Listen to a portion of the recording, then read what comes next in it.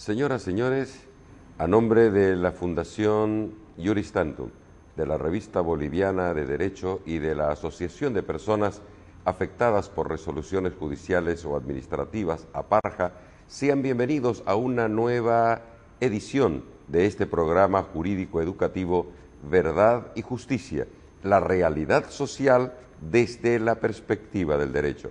Hola Nair, ¿cómo estás? ¿Qué tal, doctor? Sean bienvenidos, queridos televidentes, a Verdad y Justicia, un programa diferente, un programa para usted.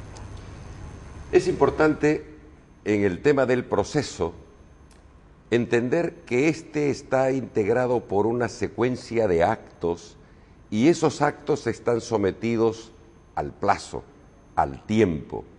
Esta es una de las relaciones más importantes del derecho con el tiempo.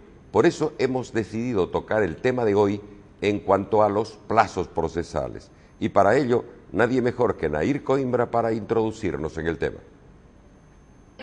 Los plazos procesales se refieren al tiempo legal o contractualmente establecido que ha de transcurrir para que se produzca un efecto jurídico, usualmente el nacimiento o la extinción de un derecho subjetivo o el tiempo durante el que una acción tendrá vigencia. En otras palabras, el plazo procesal es el lapso de tiempo en el que debe realizarse un acto procesal. El incumplimiento de los plazos procesales establecidos por la ley provocan falta de celeridad en los procesos judiciales y por lo tanto se da la retardación de justicia. Una de las medidas para evitar esta situación y hacer que se respete y se cumpla el plazo procesal es llevar un control del mismo. En Santa Cruz, los juzgados de la Corte Departamental de Justicia llevan un control de los procesos mediante el libro diario, que es un referente donde consta el día y la hora en que un documento ha sido enviado o recepcionado. Pero lo curioso de este mecanismo de control de documentación es que la mayoría de las veces se dejan casillas del libro en blanco, evitando así que muchos de los ciudadanos lleven un control exacto del plazo procesal en que son dictadas las resoluciones judiciales. ¿Quién controla el cumplimiento de los plazos procesales? ¿El plazo procesal se aplica únicamente a las partes o también al juez? ¿Qué hacer cuando alguien es afectado por el incumplimiento de los plazos procesales? Estas y otras interrogantes serán respondidas hoy en Verdad y Justicia. Ya ingresando en el tema de los plazos procesales, recurrimos a Virginia Pardo, desde quien nos responde a la interrogante a través de videoconferencia desde Valencia, España. A ella le consultamos, ¿qué son los plazos procesales? La ordenación de cualquier proceso requiere la existencia de unos plazos procesales. Es imposible poder imaginar un procedimiento en el que cada una de las partes puede presentar su escrito cuando le dé la gana. Por tanto, todo procedimiento tiene que estar ordenado y la forma de ordenarlo es estableciendo una serie de plazos para realizar las distintas actuaciones, para presentar los distintos escritos o para cumplir las obligaciones que el juez imponga a las partes. Por tanto, la existencia de plazos procesales es indispensable para la existencia y para llegar a buen fin de cualquier procedimiento. Quisimos también consultar la opinión respecto al tema de un abogado litigante que se encuentra en permanente actividad en el Foro Cruceño. A Jerjes, ¿en qué consisten los plazos procesales? El proceso no es otra cosa que una suma de actos procesales o de procedimientos. Está conformado por instancias y etapas procesales. Cada instancia o etapa procesal tiene un plazo determinado. Tanto los sujetos principales como ser el demandante, demandado, querellante, querellado, tienen plazos para realizar determinadas actuaciones procesales. A eso se le denominan plazos procesales. Por darle un ejemplo, en materia civil se presenta una demanda, el juez tiene 24 horas para admitir la demanda o para realizar observaciones. Inmediatamente de ello hay un plazo procesal para notificar a la otra parte. Una vez notificada, la otra parte tiene un plazo procesal para contestar o en su defecto para oponer excepciones. En otras palabras, todo el proceso judicial está contenido o está integrado por fases procesales que a su vez tienen plazos procesales. Ahora quisimos conocer la perspectiva desde el punto de vista de un juzgador. Le consultamos al juez Alberto Borda qué son los plazos procesales. El límite de tiempo que ha impuesto la ley, o en algunos casos impone el juez, para que se cumplan ciertos actos procesales. Estos plazos procesales están contados por días completos, de acuerdo a la reglamentación que existe actualmente. Días completos se entiende a partir de la hora laboral, en cuando ingresan o cuando funciona el Poder Judicial, el órgano judicial, a trabajar. Y ahora insistimos en consultar la visión de la Asociación de Magistrados y Jueces de Santa Cruz. A ellos, y en este caso al representante, al presidente de la asociación, Richard Vargas, también le consultamos sobre los plazos procesales. Para que las partes involucradas, llámense demandante y demandado, sepan a qué se van a atener procesalmente hablando en los términos, vale decir, cuánto tiempo para demandar, cuánto tiempo para contestar demanda, cuánto tiempo para reconvenir, cuánto tiempo para producir las pruebas.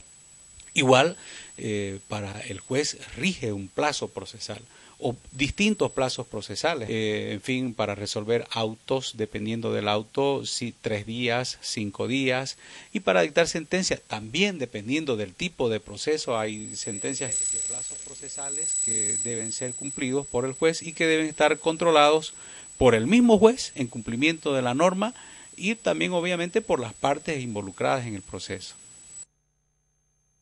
Solo para aclaración de nuestros televidentes, cuando se habla de autos, estamos hablando de las diferentes formas de las resoluciones judiciales. Estas resoluciones judiciales pueden estar revestidas pueden constituirse en decretos, providencias, autos interlocutorios simples o definitivos y sentencia. Y ahora volvimos a requerir al juez Alberto Borda y le consultamos a quiénes se aplican los plazos procesales. Los plazos se aplican obviamente para las partes dentro del proceso y también se aplican para el juez justamente para que se cumplan también ciertos actos que son propios del órgano jurisdiccional. Volvimos a consultar al doctor Jerjes Justiniano.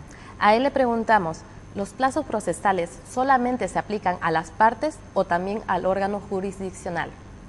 A estos 3 sujetos le rigen los plazos procesales, así como uno de los sujetos tiene plazo para contestar una demanda o para objetar una querella, el juez también tiene plazo para resolver una determinada situación, para resolver un incidente, tiene un plazo procesal, para resolver o dictar una sentencia, tiene un plazo procesal. Por lo tanto, quienes están obligados al cumplimiento de los plazos procesales son todos los sujetos procesales.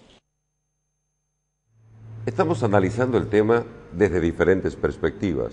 Desde la perspectiva de un estudioso investigador, ahí está Virginia Pardo, desde la perspectiva de un juzgador y de la Asociación de Magistrados, y también desde la perspectiva del abogado litigante. Por ello, volvemos con Virginia Pardo, quien desde Valencia, España, nos contesta respecto a si los plazos procesales establecidos en la normativa española y boliviana están establecidos solo para las partes o deben ser también aplicados al juzgador. Evidentemente, la existencia de plazos procesales es necesaria para la ordenación del proceso, para la ordenación debida del proceso, para que el proceso llegue a buen término en un plazo prudencial, porque la existencia de dilaciones indebidas lo que hace precisamente es que no hay justicia. Una justicia que llega al cabo de 20 años no es justicia. Por tanto, esos plazos son tanto para las partes del proceso como para el juez. Lo que pasa es que se trata o tienen unas características distintas los plazos del juez de los plazos de las partes. Entonces, Virginia, aclaremos. ¿Cuál es la diferencia que existe entre los plazos que se establecen para las partes y aquellos que deben aplicarse al juzgador? Los plazos que se conceden a las partes son plazos llamados propios, mientras que los que se conceden al juez, por ejemplo, para dictar sentencia, un plazo de 20 días, o para convocar al juicio, etcétera, son plazos impropios. ¿Qué significa esto? Esto lo que significa es que cuando se concede a las partes un plazo para realizar una determinada actuación, el transcurso del mismo sin haberlo cumplido, es decir, el transcurso del plazo, por ejemplo, de 20 días sin haber contestado a la demanda, supone o tiene como consecuencia la preclusión, es decir, la parte que no ha realizado la actuación correspondiente en el plazo que se le ha dado pierde la posibilidad de realizar esa actuación posteriormente, porque precluye su derecho. En cambio, en los plazos del juez, al menos el legislador español no establece la preclusión. El juez no deja de tener la obligación de dictar sentencia porque haya transcurrido el plazo establecido para ello. Sigue teniendo la obligación porque no existe la preclusión. En ese sentido, son plazos distintos o producen consecuencias distintas. Virginia habla de un término que es la preclusión. Ya los entrevistados nos hablaban de la secuencia de actos, de las fases, de las etapas que está constituida un proceso. La preclusión es cuando cada una de esas etapas concluye y el proceso ya no puede retrotraerse atrás. Esa es la preclusión. Y sobre el tema, sobre el tema de los plazos procesales, volvimos a consultar con Alberto Borda si estos plazos tienen características de fatales, improrrogables y perentorios. Y la característica de los plazos es que son improrrogables, es decir, que una vez llegado el momento de su vencimiento, ya no existe vuelta atrás, es decir, se ha vencido el plazo y con ello concluye la etapa de que se trata. Sin embargo, por el artículo 378 del procedimiento civil, nuestra legislación establece o le otorga al juez una facultad para poder ampliar especialmente el plazo de pruebas. ¿Ya? Es posible también de que el juez pueda imponer algún plazo de acuerdo a las circunstancias. Continuamos con el juez Alberto Borda. Le preguntamos, ¿existen diferentes tipos de plazos procesales? Existen dos clases de plazos procesales, ¿no ven? El plazo común y el plazo fatal. Es decir, el plazo común es el que se cuenta por días completos, cuando las partes pueden presentar sus memoriales a cualquier hora dentro del día que corresponda. Sin embargo, los plazos fatales especialmente son puestos para los recursos, es decir, cuando las partes deben de presentar sus recursos contado el plazo de momento a momento, lo que quiere decir que se tiene que computar la hora y el minuto exacto desde el momento de la notificación hasta que se cumple el plazo para que sea presentado el recurso. Si es que ese recurso fuera presentado fuera de esa hora y de ese minuto, se considera el recurso como extemporáneo y es deber y facultad de los jueces rechazar esos recursos. Ahora nos damos cuenta que los plazos procesales a las partes, a los litigantes, los controlan las mismas partes, los contendientes y también el órgano jurisdiccional. El tema es quién controla esos plazos, a quien debe emitir una resolución, en este caso al órgano jurisdiccional. Y le consultamos el tema a Marcelo Arrazola.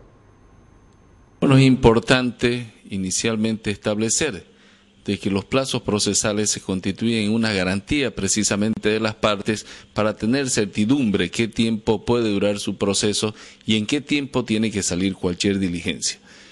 En los juzgados, ya, y de acuerdo a la ley del órgano judicial, se consideran instrumentos legales los libros de ingreso, los libros de salida de registro diario para poder controlar precisamente ya el avance del proceso. Lamentablemente, estos libros de un tiempo a esta parte han sido mal utilizados, ya de tal manera de que no se ha constituido un instrumento válido para poder realizar tal control.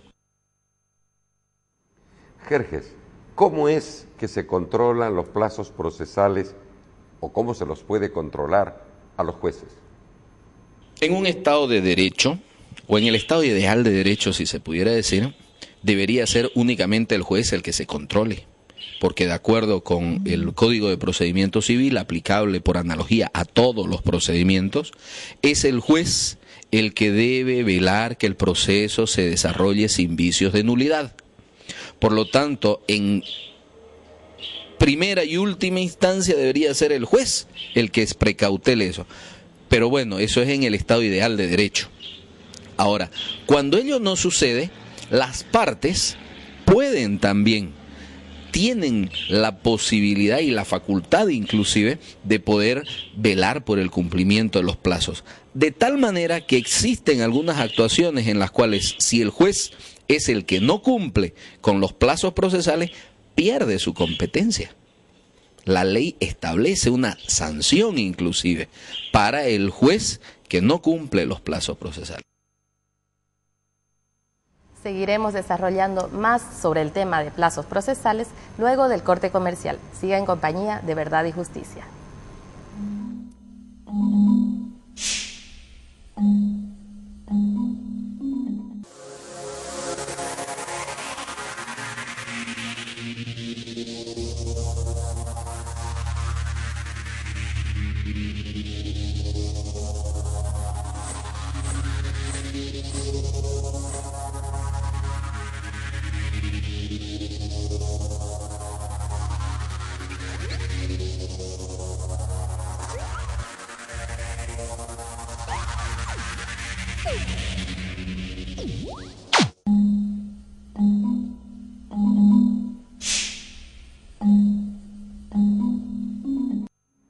Seguimos desarrollando el tema escogido para hoy, los plazos procesales. Requerimos la opinión sobre el tema de quien hasta hace poco estuviera fungiendo como presidenta del Tribunal Departamental de Justicia. Nos referimos a la vocal Teresa Lourdes Ardaya. A ella le consultamos si los jueces y los magistrados en general se encuentran sometidos a control respecto al cumplimiento de los plazos procesales. Las leyes establecen cuándo y dentro de qué plazo deben dictarse las resoluciones, llámense auto simple, providencias o decretos de mero trámite y sentencia. Las leyes en cada una de ellas especifican dentro de qué plazo. Por eso le decía, inicialmente es la ley la que controla esos plazos. Además, la misma ley establece que si un juez pronuncia esas resoluciones, cualquiera que les he enumerado, fuera de ese plazo, el juzgador pierde competencia.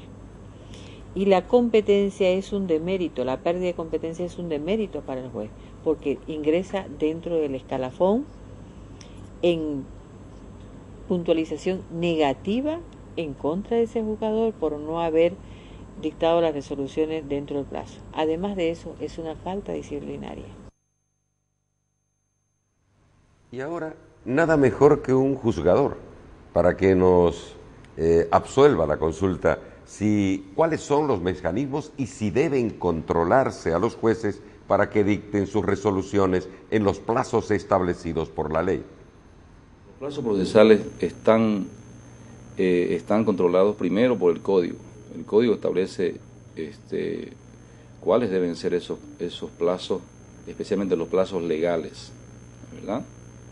Plazos para apelar, plazos para plantear excepciones, plazos para contestar,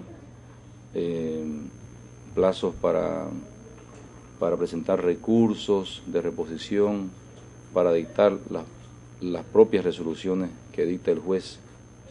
Estos plazos están controlados por un sistema de carácter administrativo que se lleva adentro del despacho, ¿no? Y está establecido por la Ley Orgánica Judicial. Por ejemplo, se lleva una serie de libros que controlan el ingreso y la salida de los de los memoriales. ¿Cuál es el punto de vista de la Asociación de Magistrados? Le consultamos a Richard Vargas. Cada especialidad tiene unas normas procesales que están establecidas en las que contienen ya cuáles son los plazos procesales que le rigen a las partes y al juez. En el caso del control que se le hace al juez, pues están las mismas partes, está el mismo juez que tiene su propio autocontrol y que obviamente lo hace. ¿Cómo controlarlo? A través del mismo expediente cuando entra y sale del despacho, a través de los libros que tiene el expediente, en este caso el libro diario, y obviamente a través de cualquier otro mecanismo que la parte pueda tener acceso. Volvemos a beneficiarnos de la tecnología y a través del sistema Skype fuimos a consultar con Virginia Pardo Iranzo respecto a los mecanismos que se utiliza en España para controlar que los jueces y magistrados en general dicten sus resoluciones dentro de los plazos que la ley prescribe. En España normalmente los jueces incumplen los plazos. Es habitual, o al menos el 60-70% de los jueces lo hacen, y no existe una consecuencia exacta establecida en la ley. Yo creo que en este caso, si me pregunta mi opinión al respecto o qué es lo que se podría hacer, yo creo que habría que diferenciar varios supuestos, principalmente dos. Hay en algunos casos en los que hay juzgados que están saturados de trabajo. En estos juzgados en los que hay falta de personal, es materialmente imposible que el juez dicte las resoluciones en el plazo correspondiente. Sin embargo, hay en otros juzgados en los que no hay saturación y, sin embargo, los jueces incumplen igualmente los plazos. Yo creo que en este segundo caso debería establecerse un sistema de responsabilidad del juez, porque al fin y al cabo la parte está sufriendo una serie de perjuicios por el hecho de que el juez haya incumplido. Sí existe un mecanismo en derecho que es el error judicial y las dilaciones indebidas. Es decir, se recoge un supuesto de responsabilidad del juez, de responsabilidad personal del juez y de responsabilidad del Estado en cuanto garante del sistema de justicia por dilaciones indebidas. Ahora bien, el problema es determinar cuándo la dilación es indebida. El Tribunal Constitucional nuestro ha interpretado que el hecho de que el juzgado se retrase durante un determinado tiempo no significa que existan dilaciones indebidas. En definitiva, que los miembros del Tribunal Constitucional, que también son jueces, han sido muy benevolentes con los incumplimientos de los plazos por parte de los jueces. A quien estuviera desempeñándose hasta hace poco como presidenta interina del Tribunal Departamental de Justicia, le consultamos cuál es el órgano encargado en Santa Cruz y en Bolivia respecto al control que debe ejercerse respecto de los jueces para el cumplimiento de plazos procesales. Existe una oficina específica dependiente del Consejo de la Magistratura que se llama de Fiscalización y Control y Transparencia para los jueces. Esta oficina en cualquier momento puede aparecer ante todos los juzgados para verificar el control, verificar en ese libro diario si las resoluciones están dentro del plazo. Además de eso, no solamente este libro diario, todos los libros deben ser puestos a disposición ante el requerimiento de la persona encargada de esta oficina de transparencia y fiscalización que se hace a todos. Ese es un mecanismo que existe ya y que se está dando porque es también una forma de que se controlen que las resoluciones sean pronunciadas dentro del plazo que establece la ley. ¿Y cuáles son los factores que influyen para que los jueces y tribunales incumplan los plazos procesales? O de distintas clases de procesos que el juez lleva teniendo en consideración su cargo. Normalmente se llevan procesos ordinarios, se llevan procesos ejecutivos, se llevan procesos coactivos, procesos de carácter especial órdenes judiciales, comisiones que vienen de otros juzgados, entonces es una carga demasiadamente grande para el juzgado. Justamente el problema es la poca cantidad de jueces que existe para un tamaño demasiadamente grande de la población litigante. Son casi 2 millones de habitantes y los problemas que existen se concentran en 13 juzgados solamente. Entonces habría que preguntarse, ¿tendrá la capacidad de esos 3 juzgados para resolver todas las problemáticas, considerando las dificultades, los problemas de los procesos? Habría que ver la creación de nuevos juzgados, ponerles unos adecuados sistemas de atención, infraestructura. Hay muchas cosas que están jugando en contra, ¿no? Y entonces el juez se lleva toda la carga negativa, digamos, de la retardación. Nos preguntamos, y seguramente ustedes también, ¿es justo que los plazos procesales se apliquen de manera rigurosa para las partes litigantes y que sean incumplidos por los órganos encargados de dirimir las controversias, en este caso jueces y magistrados? Así nos respondió Virginia desde España. No me parece que sea justicia, una justicia en que los jueces se retrasan en dictar las resoluciones oportunas. Un proceso que dura 10 años, aunque a los 10 años te dé la razón, no se ha hecho justicia, porque te ha tenido durante todo ese tiempo sin poder disponer del bien al que tenías derecho, etc.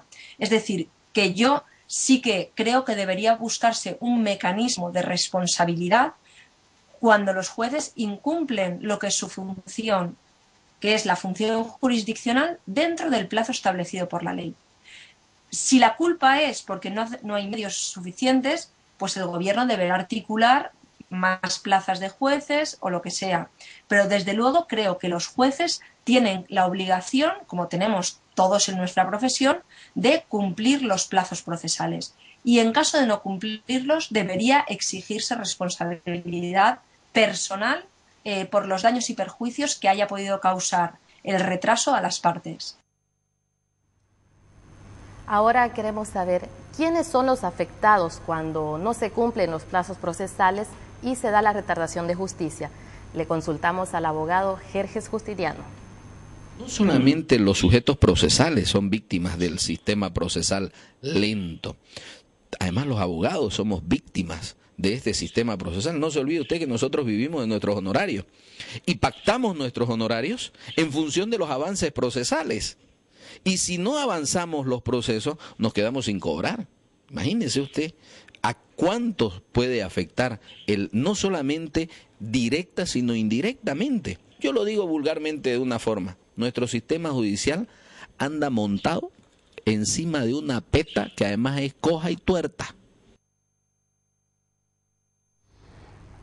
Coja y tuerta son los términos utilizados por Jerjes.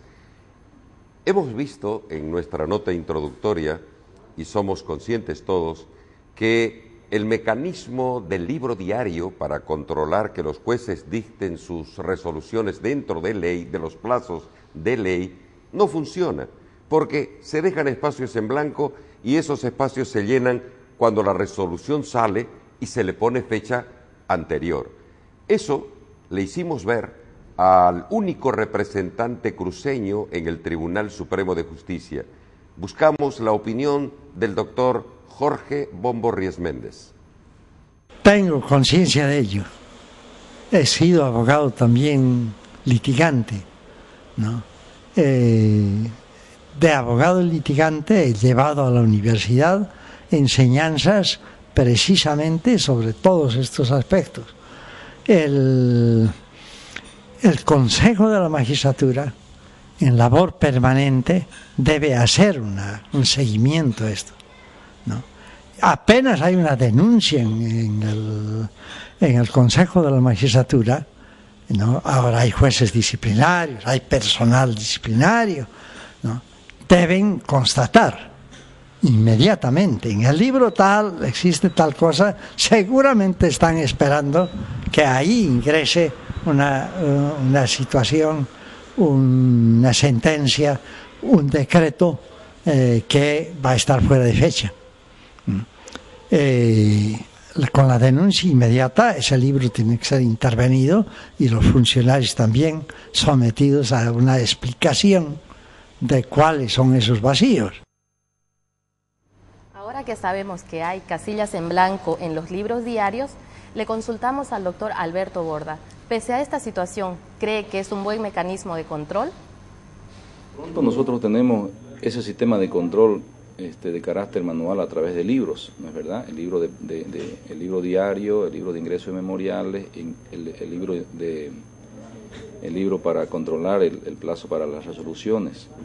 Entonces ya existirían esos dos mecanismos. Los abogados normalmente tienen la carga de comparecer, de asistir a los juzgados para hacer la revisión respectiva de esos libros. Entonces, yo creo que es un buen mecanismo. Sin embargo, en algunos países se están implementando sistemas de control, electrónico, como creo que ya existe mucha gente que está pretendiendo, digamos, que se organicen o que se introduzcan estos sistemas en los tribunales. Como dudamos, desconfiamos de la eficacia que el libro diario pueda representar el mecanismo idóneo para controlar que los plazos se cumplan por los jueces y magistrados, volvimos a preguntar sobre el tema a la doctora Teresa Lourdes Ardaya. El libro diario es un control, es un referente para el usuario de que la resolución ingresó a despacho del juzgador y salió dentro de la fecha que el mismo libro diario establece. El libro diario tiene una casilla donde está sentado el nombre o los nombres de las partes intervinientes, la petición en forma sucinta, cortita, de lo que se pidió, la fecha en que ingresó y la fecha en que debe salir o salió. Efectivamente decía que en principio también puede ser un referente para el usuario, pero muchas veces nos encontramos en que este libro diario tiene espacios en blanco, como usted me menciona, pero eso puede tener muchas causas, no necesariamente de que no se dictaron dentro del plazo de la ley, sino que muchas veces confluyen muchas cosas, factores, entre ellos la carga laboral para el mismo funcionario, la que olvida registrar la salida y asentarlo, porque lleva su tiempo. Es un mecanismo de control, pero que lleva su tiempo tener que asentar cuándo salió. Es un trabajo que debe realizar el auxiliar de cada juzgado, ponerle. Pero le decía, depende de la carga laboral, depende también de la omisión quizá, o muchas veces que sea dictada dentro o fuera del plazo que establece la norma. Ese control lo debe ejercer el secretario como jefe de esa repartición y que tiene tuición directa sobre el auxiliar o los auxiliares. Pero respecto del tema del uso del libro diario, quisimos conocer con qué lente le mira el abogado litigante a este mecanismo como es el libro diario. Jerjes nos responde. Yo creo que cuando inicialmente la ley de organización judicial y ahora la ley del órgano judicial establecen la existencia de distintos libros dentro del juzgado y se establece la existencia del libro diario, la finalidad es precisamente esa. Ahora, lamentablemente, es que existen alteraciones en los libros diarios. Se alteran y además de manera dolosa, ¿no? Y cuando yo digo dolosa es con la intencionalidad de afectar a una de las partes. Se alteran porque no se lleva un control adecuado, en primer lugar, porque se incluyen actuaciones procesales que inicialmente no estaban y de repente resulta un tanto difícil. Hubo una época que uno buscaba un notario de fe pública para que vaya a hacer una verificación. Ahora los notarios no quieren ir, dicen no está dentro de nuestras atribuciones y resulta que el mundo litigante se encuentra desprovisto y uno tiene que ir a reclamar al Consejo de la Magistratura y en el Consejo de la Magistratura, como le digo, dentro de poco va a ser tal el torbellino de procesos que también se va a inviabilizar el proceso disciplinario. Vamos a un corte comercial y cuando regresemos vamos a continuar con más de plazos procesales en Verdad y Justicia.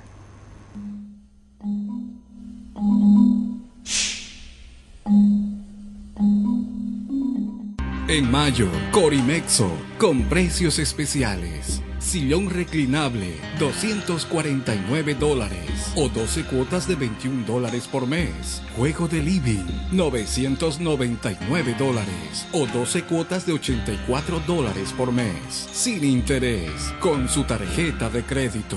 Corimexo, 100% cuero. La verdad. La justicia. La visión de dos valores desde todas las miradas.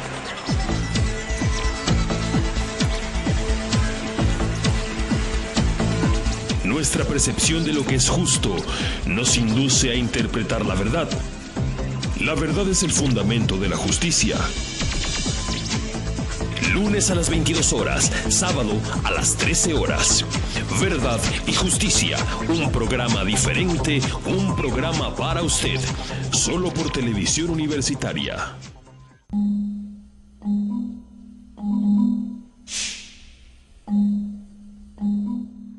Continuamos con el desarrollo de Verdad y Justicia y el tema de plazos procesales.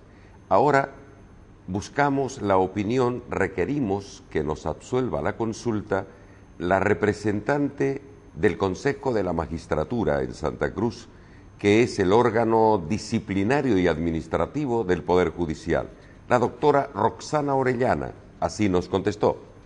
Los plazos procesales, de acuerdo a la denuncia que presenta el ciudadano que es afectado, o también asimismo pueden hacerlo un funcionario, las personas afectadas, el litigante y la ciudadanía en general.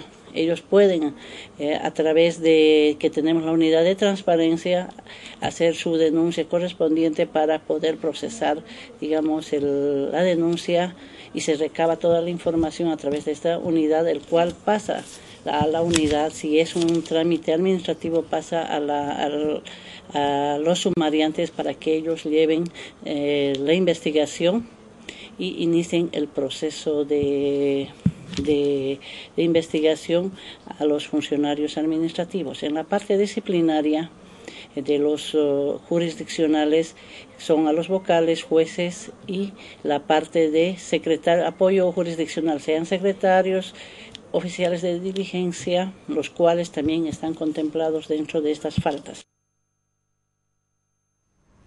Continuamos con la representante del Consejo de la Magistratura.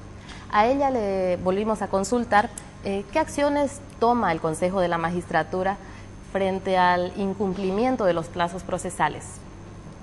Si hay incumplimiento de esos plazos procesales, nosotros iniciamos las acciones correspondientes, sea en la parte jurisdiccional a través de denuncia del afectado. No siempre puede ser el afectado. Ahora, con el acuerdo 075/13, los jueces disciplinarios pueden actuar a través de cualquier persona que inicie una denuncia, sea la ciudadanía, control social, que no sea parte, cualquier persona. Entonces, se ha reglamentado este acuerdo para poder nosotros facilitar y dar una mejor celeridad dentro de lo que es el Consejo de la Magistratura, el control y la fiscalización. Todos somos conscientes, asumimos que evidentemente los plazos procesales son incumplidos en la mayoría de los casos por jueces y magistrados. Pero ahora, ¿qué mecanismos pueden implementarse para mejorar esta situación? Para empezar, de responsabilidad. El juez debe actuar con responsabilidad, pronunciando sus sentencias, sus resoluciones dentro del plazo que le... No debería haber otro mecanismo que la ley. Únicamente la ley es la que obliga, y como le decía al principio, se pierde la competencia si un juez no dicta sus resoluciones. Pero en el caso de la sentencia no ocurre lo mismo. En el caso de los autos interlocutorios, de las providencias o decretos de mero trámite, no existe pérdida de competencia. Sin embargo, sí, el mal desempeño, es una falta disciplinaria y debería controlarse a través de eso. Además, debemos ser sinceros y honestos, faltan jueces. Tenemos una carencia increíble. La población de Santa Cruz ha aumentado vertiginosamente y así ha quedado plasmado en el último censo del año 2012, donde establece que Santa Cruz es la ciudad con mayor población de todo el país. Entonces, nosotros necesitamos más de 100 jueces acá. Cuando haya esa totalidad, yo pienso que la carga laboral va a disminuir y la celeridad procesal la vamos a encontrar como algo normal, porque los procesos deberían caminar correctamente, normalmente y ser tramitados dentro del proceso, dentro de los plazos que establece la ley. Seguimos en busca de soluciones. Jerjes, ¿cómo mejorar el sistema de control de plazos procesales para jueces y magistrados? En mi criterio era una muy buena idea, que era el sistema de informatización de todo el sistema judicial, no solamente lo que es el Janus, no solamente a través de ingresos de causa, sino además del seguimiento procesal, porque ahí iba a tener el juez el plazo, solamente dentro del plazo el sistema le iba a permitir ingresar a dictar su resolución, y si a él se le vencía el plazo con 1 hora, ya el sistema no le iba a permitir entrar a eso. Esa era la finalidad del Janus. Y lamentablemente quedó relegado únicamente a un sistema de asignación y reparto de causa, porque no es otra cosa el Janus ahorita. En busca de la celeridad en los procesos judiciales, le consultamos también al presidente del Colegio de Abogados, el doctor Marcelo Arrázola. ¿Qué hacer para mejorar el sistema de control de plazos procesales? Primero, me parece que debemos tener autoridades idóneas, de tal manera de que las resoluciones, las providencias, no salgan de manera posterior y con fecha anterior, como se da actualmente. Para ello, precisamente, los proyectistas del nuevo Código Procesal Civil han previsto las notificaciones a través de medios electrónicos, ¿ya? De tal manera que inmediatamente salga de despacho, no se pueda poner en comunicación a las partes sobre la providencia que ha resuelto el juez. Volvimos a buscar al prestigioso docente de nuestra universidad en Santa Cruz y actual representante cruceño ante el Tribunal Supremo de Justicia, el doctor Jorge Bomborries Méndez. A él le consultamos sobre qué soluciones podemos encontrar para que mejoremos el sistema judicial y, por supuesto, también la credibilidad ciudadana.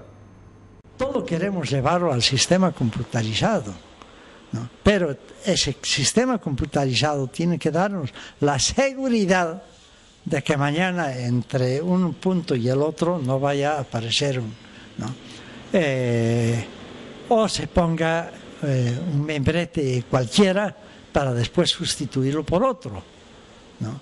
Esas seguridades hoy día se pueden hacer en el sistema computarizado. Mucho más conveniente que el sistema de libros y demás escritos, que al final desaparece el libro y basta, mientras que todo esto del sistema computarizado tiene que tener un archivo especial, inmediatamente de que ha ingresado, pasar al archivo, a la fuente de la computadora con todo el registro correspondiente que ya no se puede borrar.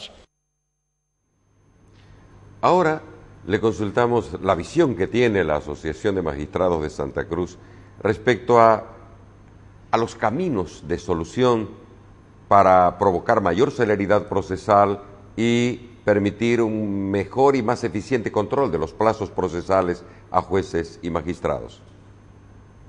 Es necesario buscar mecanismos alternativos idóneos, modernos. El libro diario es un mecanismo procesal ingeniado por los ingenieros, si queremos, del derecho procesal, pues hace 100, 200 años atrás. Entonces, Hay mecanismos actualmente que permiten a todo tipo de área de profesión contar con un mecanismo de control mucho más moderno, mucho más ágil y que además brinde la posibilidad de que cualquier ciudadano tenga acceso a esa información. ¿Cuáles serían esos mecanismos que usted vería que podrían implementarse para mejorar esto?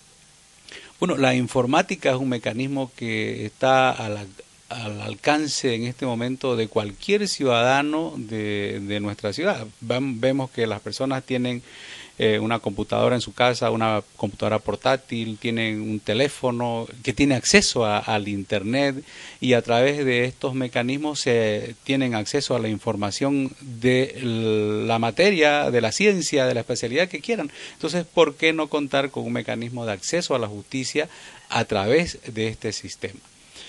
Yo sé que es complicado, yo sé que tiene sus desafíos, sé que puede ser cuestionado por muchas personas, pero en definitiva, si nosotros pretendemos entrar en la modernidad, en el sistema de informática, en la tecnología, adaptarnos a esta modernidad, tenemos necesariamente que utilizar la tecnología y utilizarla para que, no solamente para producir los fallos, sino también para que la persona que tenga acceso a la información, vale decir la persona que está interesada, tanto los abogados como las personas litigantes, tengan acceso a la información por esta vía.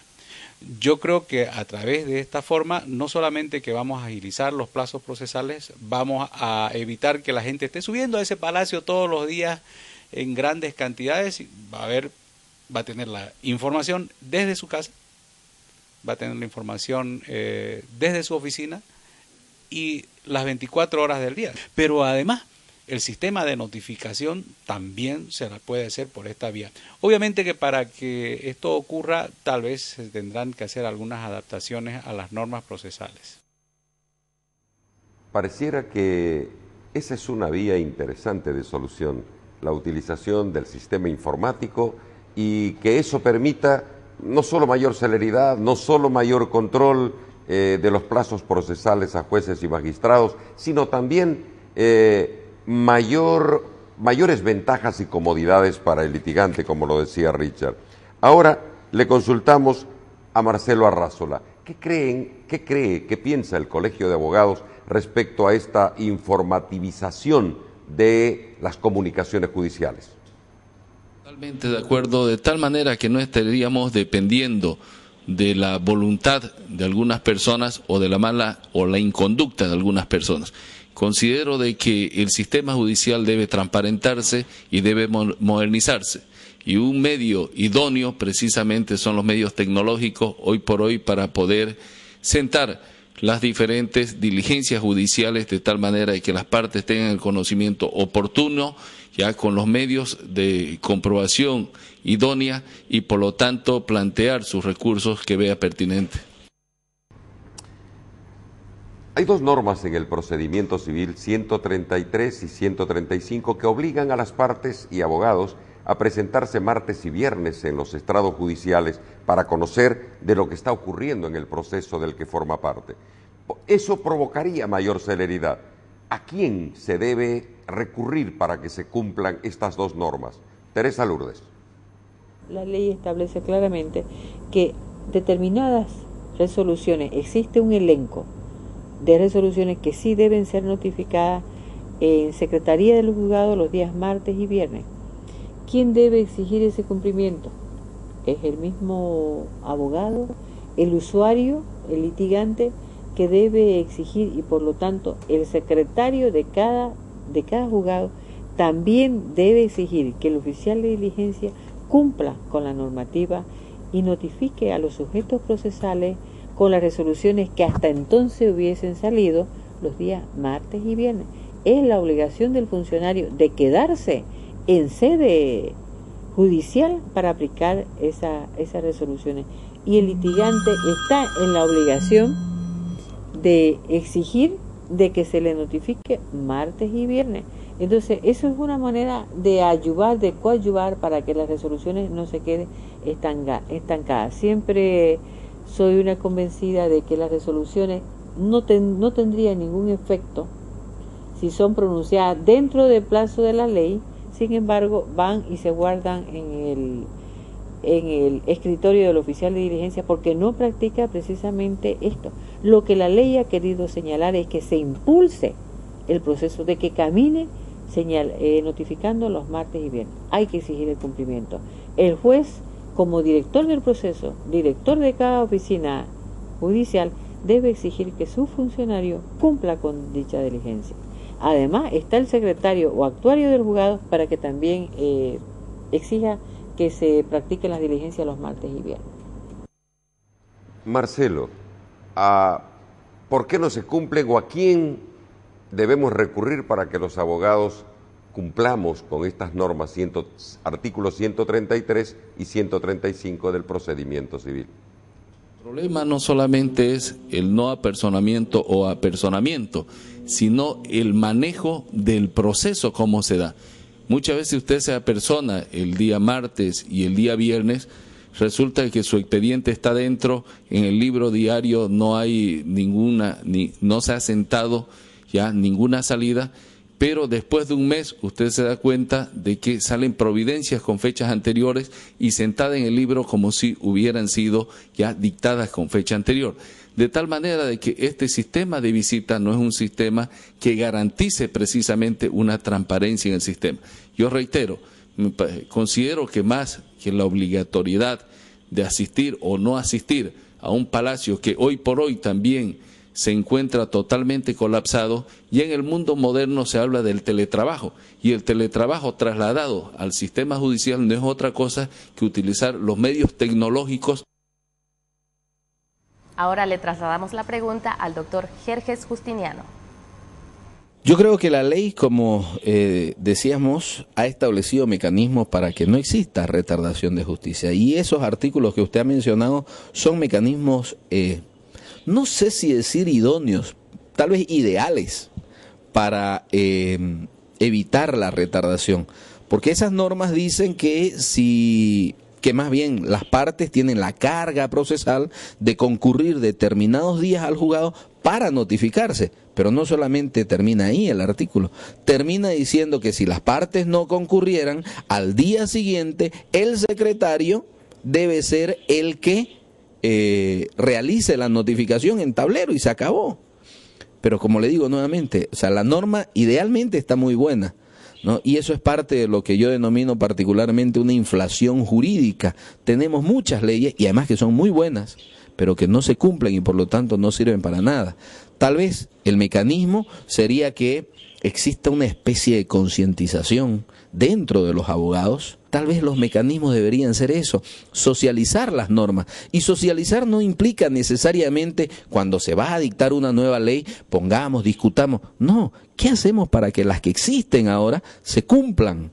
Porque aquí no se trata, el problema de Bolivia no es un país que no tenga normas y que necesitemos legislar. No necesitamos legislar muchas cosas. Lo que necesitamos es que las leyes que tenemos se cumplan. Hemos visto cómo el tiempo es terrible, cómo influye en el desarrollo de un proceso judicial, pero también en la televisión. Nos están haciendo señales de que están a punto de cortarnos. También el tiempo influye y es fundamental en los medios de comunicación. Por ello, queda en carpeta el tema del consultorio jurídico, queda en carpeta las conclusiones porque ya hemos recibido suficientemente información. Por ello, a nombre de la Fundación Iuris Tantum, a nombre de la Revista Boliviana de Derecho, de la Asociación de Personas Afectadas por Resoluciones Judiciales y Administrativas, muchas gracias por la atención y nos despedimos junto con Nair Coimbra. Gracias por su atención, hasta la próxima oportunidad.